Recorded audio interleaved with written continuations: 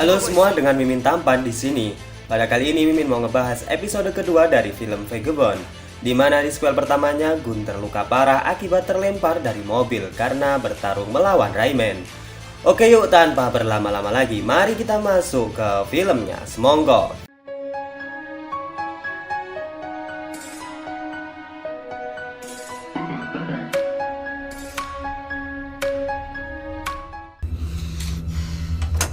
Film dibuka dengan memperlihatkan Rayman yang sedang mengeluarkan sebuah chip yang berada di dalam dadanya. Kemudian scene berpindah di mana Park, seorang kepala negosiator dari perusahaan Dynamic System. Namun keluarga korban yang masih marah pun melakukan hal seperti ini. Park kemudian menjelaskan bahwa ia hanya bertugas sebagai negosiator dengan harga yang terendah. Meskipun ia tidak tega karena ia sendiri juga pernah mengalami demikian, di mana anak dan istrinya 10 tahun lalu tewas karena jatuhnya pesawat. Kemudian beberapa keluarga korban disebutkan dari korban jatuhnya pesawat. Seorang pria gendut yang kehilangan istrinya yang baru saja hamil anak pertama mereka. Kemudian terlihat juga istri co-pilot dan juga seorang pria bernama Pilsan yang membesarkan adiknya seperti layaknya anak sendiri. Kemudian Go-hye keluar karena seseorang menelponnya dan disusul dengan kehadiran Gun yang sudah sempoyongan.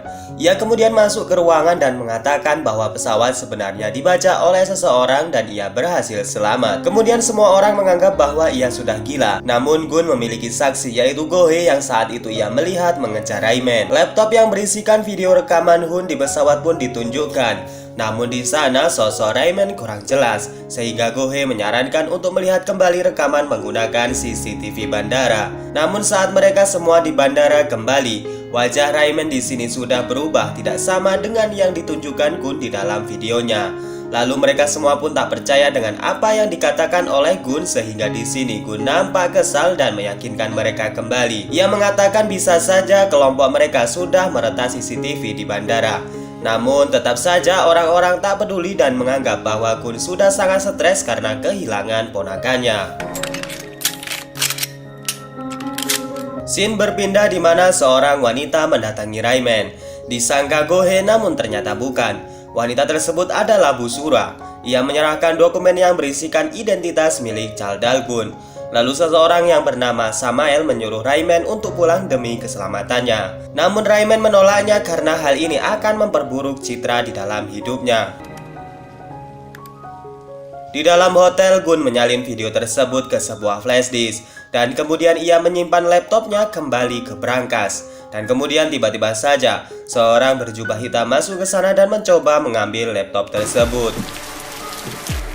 Gun kemudian pergi ke apartemen Go-hye yang ternyata pintunya sudah terkunci. Gun berniat masuk dengan cara naik ke atas. Namun kemudian tiba-tiba saja dari arah belakang, Go-hye datang dan menodongkan pistolnya. Gun menyangka bahwa Go-hye juga termasuk sindikat teroris. Dan saat Gun berhasil mengambil pistol tersebut, ternyata tidak berisikan peluru. Dan di sana Go-hye diikat, lalu Gun mencari seluruh data-datanya untuk mengungkap siapa Go-hye tersebut. 무단 주거 침입에 감금.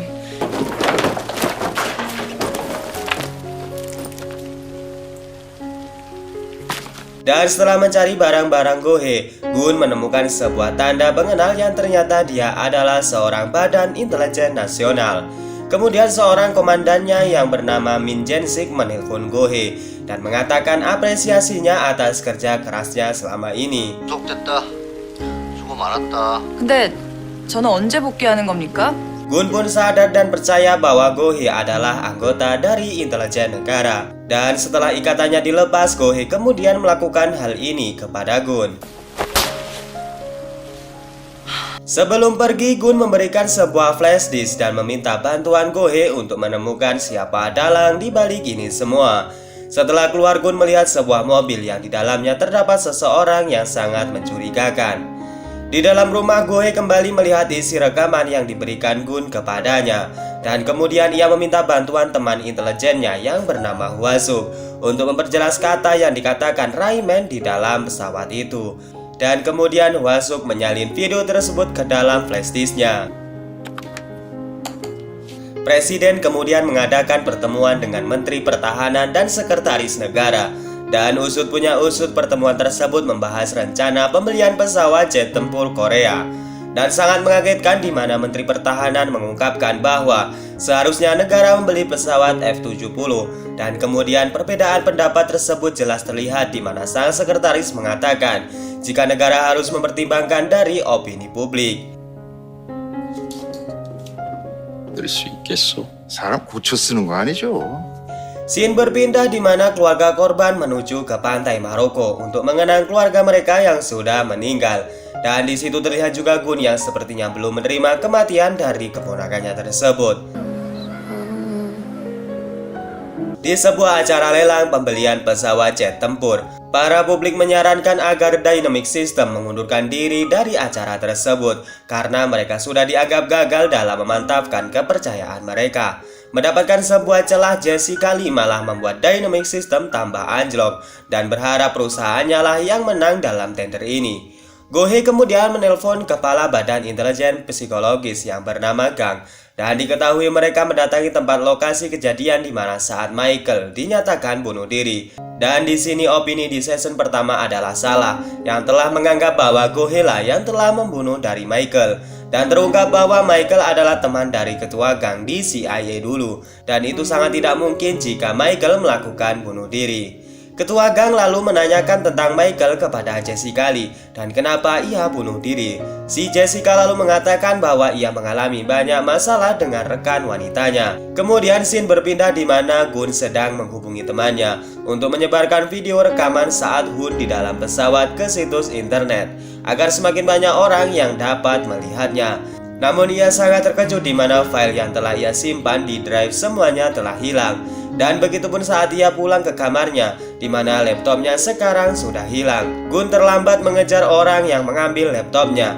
Namun ia sangat curiga dengan seorang pelayan hotel dan nampak ialah orang yang membantu pencuri mengambil laptopnya. Terjadilah duel seru antar mereka.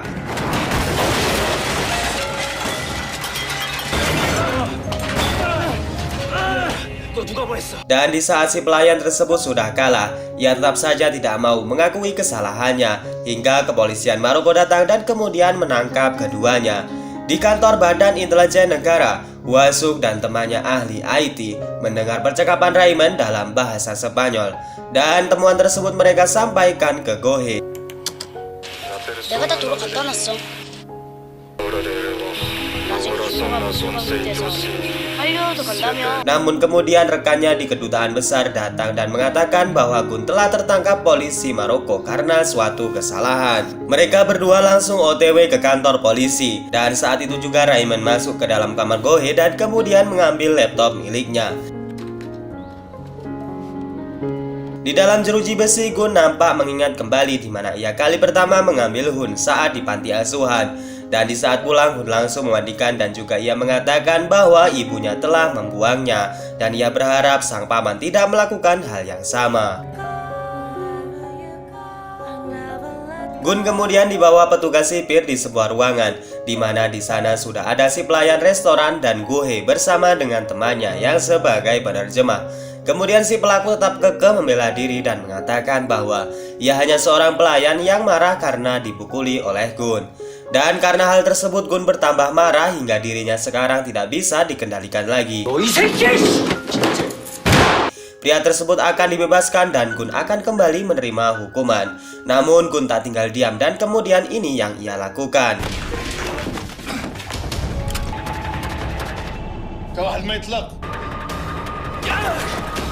Go-hee kemudian kembali ke rumahnya dan di sana ia ditelepon kepala gang dan mengatakan ia disuruh pergi ke ICAO dan menemui seorang dokter yang bernama Kim untuk memeriksa kotak hitam pesawat. Raymond yang berada di dalam rumah bersiap untuk mencekiknya, namun beruntungnya Go-hee tidak jadi masuk dan kemudian langsung pergi ke ICAO untuk menemui Dr. Kim. Kemudian di sana ia diperlihatkan di mana co-pilot sedang berbicara dengan pacarnya dengan bahasa Spanyol. Dan kemudian percakapan tersebut ia cocokkan kembali dengan percakapan Raymond. Dan usut punya usut, percakapan co-pilot tersebut bukan kepada pacarnya, melainkan kepada Raymond untuk mencocokkan jam mereka. Dan terbukti di sini mereka akan melakukan aksi 14 jam mendatang dan co-pilot akan menerima upahnya. Sedangkan Gun di sini dibebaskan teman Go-hye karena ia sudah menembusnya dengan uang sebanyak 1.500 euro dan Gun wajib menggantinya nanti. 여기로 돈 넣어요.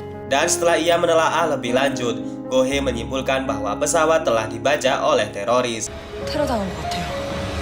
Kemudian episode kali ini diakhiri dengan Go-hye yang waktu itu mendaftar sebagai anggota dari Badan Intelijen Negara. Dan terungkap ayah Go-hye adalah korps marinir yang telah tewas dalam kebakaran pesawat ketika menyelamatkan 8 anak buahnya, dan ternyata kepala Badan Intelijen yang sedang mewawancarainya adalah salah satu orang dari 8 orang yang telah diselamatkan oleh ayah Go-hye. Dan kemudian Go-hye seperti memanfaatkan posisi ini untuk mendapatkan pekerjaan di Badan Intelijen, namun sang ketua intelijen malah pergi dan kemudian film berlanjut ke episode berikutnya.